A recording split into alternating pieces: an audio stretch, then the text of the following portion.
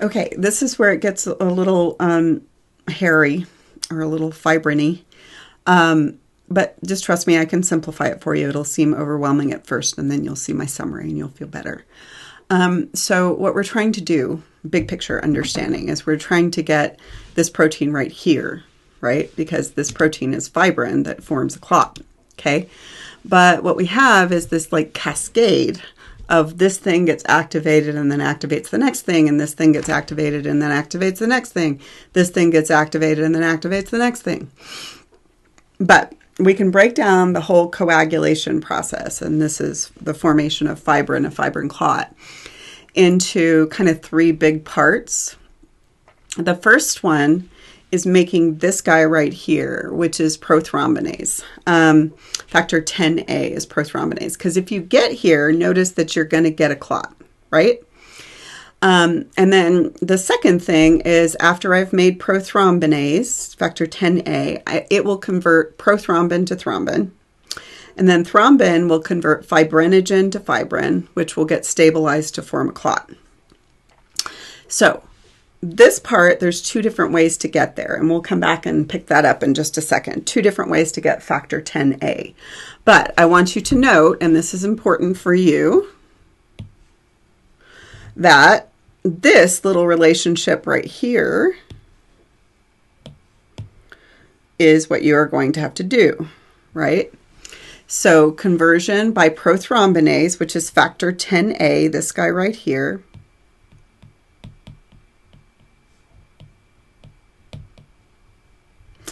prothrombinase will convert prothrombin to thrombin. Okay, that's what it's going to do. And then once thrombin is present, you're going to do the next one, which is right here. Thrombin will convert fibrinogen to fibrin, and then fibrin is stabilized to form a clot. Okay, now which of these things do you have to know? If it is in your notes, you have to know it. If it's not in your notes but is in the figure, you don't have to know it. Okay, so prothrombin to thrombin right here. Okay, and then thrombin converts fibrinogen to fibrin, and then you stabilize to that to form a clot. All right, so prothrombinase can be formed in two different ways. Factor 10A is where I'm trying to get prothrombinase. There is what's called an intrinsic pathway and an extrinsic pathway, and I'm going to oversimplify here. But the intrinsic pathway initiates from within the bloodstream. The extrinsic pathway initiates from tissues around the bloodstream, including the blood vessel wall. Okay, and these will both end up at the same place, and they may actually be happening at the same time, but sometimes one will get there first and sometimes the other will get there first. I think we can agree that with blood clotting, it pays to be very quick. Okay, so prothrombinase can be formed two different ways. You don't need to know all of the details here, but what you do need to know is, oh, there's a leech. What you do need to know is that the extrinsic pathway of forming prothrombinase is initiated by chemicals initiated from without the blood, outside the bloodstream. So a damaged tissue, including the vessel wall, will release this guy right here, tissue factor, TF, from the damaged tissues into the bloodstream. And then tissue factor is actually going to end up at 10A, which is prothrombinase. Don't have to know the details. Damaged tissue, tissue factor, get to prothrombinase. That's the big picture understanding. So that's how I got to 10A, which was prothrombinase. But I can also initiate it from within the bloodstream, from the bloodstream itself, and that's called the intrinsic pathway of forming prothrombinase. The intrinsic pathway is initiated from chemicals inside the bloodstream. So if the platelets start thinking that they found a hole or they became sticky, hopefully it was because there's a hole, but we know that clots form when there isn't a hole.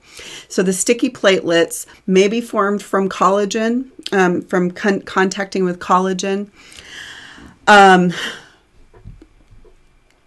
activated by circulating factors, so you get your platelets activated. But importantly, what happens is to get to 10A, the platelets are releasing something, not the damaged tissues. And that is called platelet factor or platelet factor 3, PF or PF3.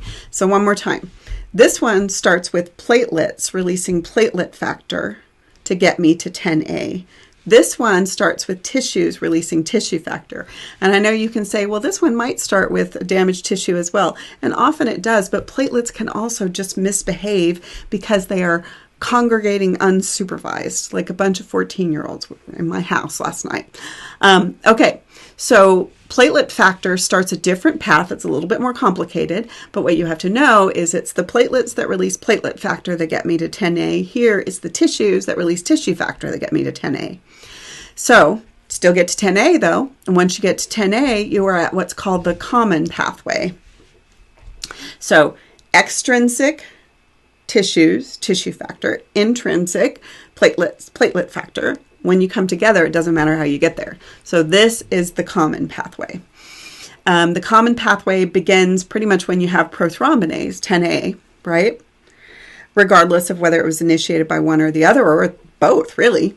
And the enzymes from either the intrinsic or the extrinsic pathway get me to 10A, and then I've got the common pathway. And then, assuming that I have these other enzymes that I need, I am actually going to get fibrin. So here's the summary to make it less overwhelming.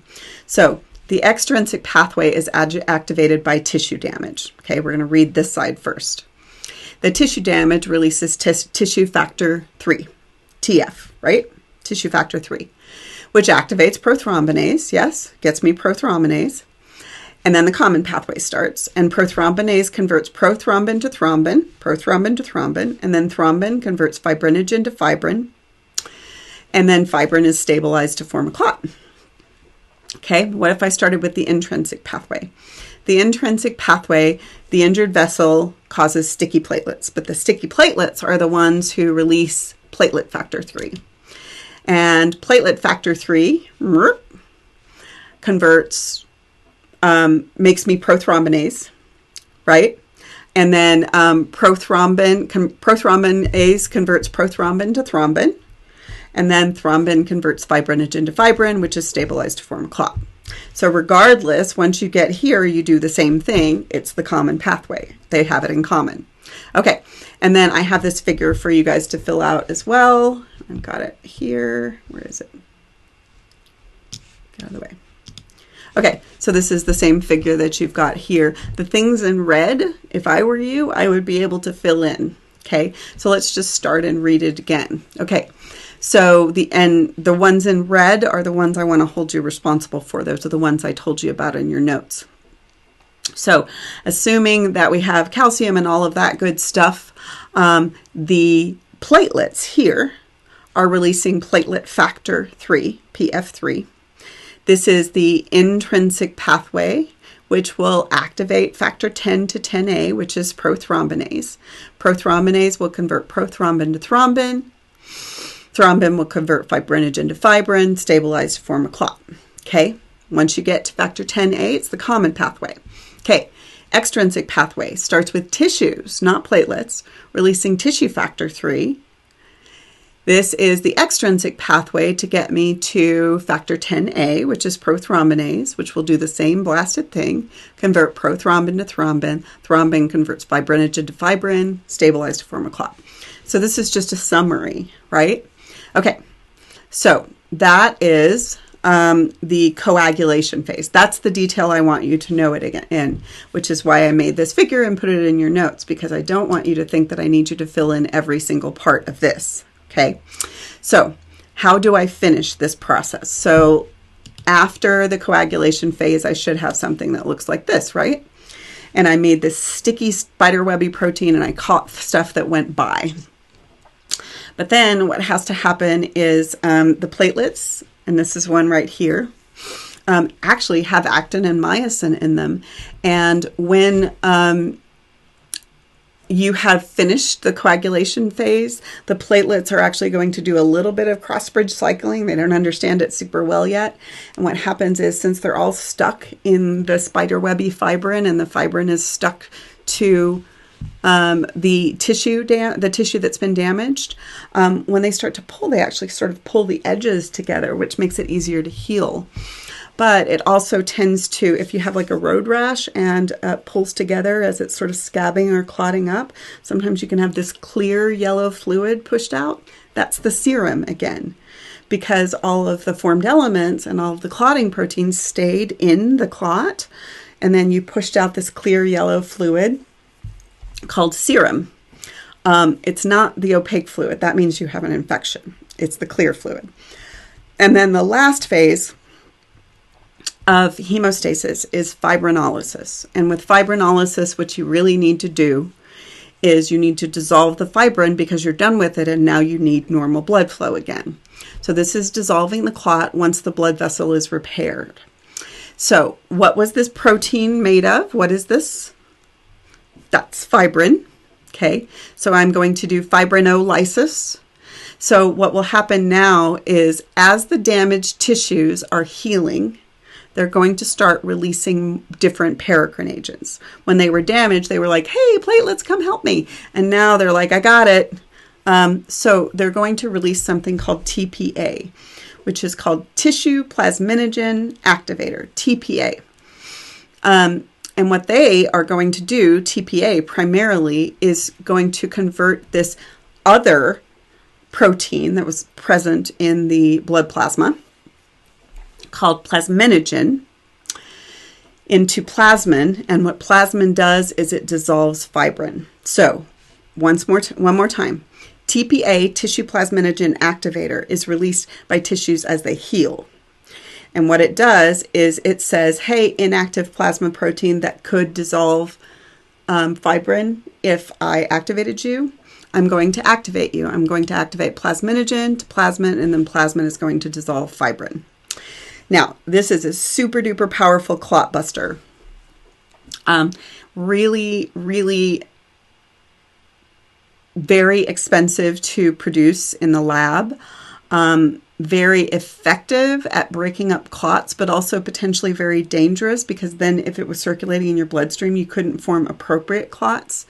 So it's been genetically engineered. It's now available in quantities large enough to be used therapeutically, and it's primarily used in as a clot buster in a stroke, or if you don't want to have a second stroke, but it is inpatient only. You definitely need people there with you because if anything occurs, you can completely bleed out. Okay, in the last video, we'll just talk about things that make you clot poorly or well or too much or too little.